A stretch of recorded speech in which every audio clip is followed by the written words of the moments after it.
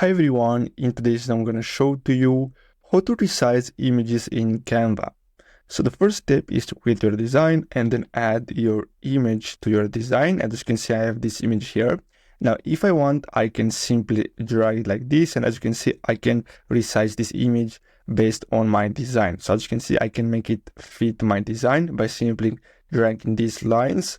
And as you can see, now this image fits my design. Now, what you can do also is simply click on Magic Resize, and then here you can simply go to Resize and click on See All. And as you can see, you have different templates, or if you want, you can simply click on Custom Size and create your custom size if you want. But I'm gonna use this one here, and then simply click on Continue here. And as you can see, you have two different options. So you have Copy and Resize, or Resize this design. So I'm gonna go with this design. And as you can see now, I can simply drag this image and I can resize it.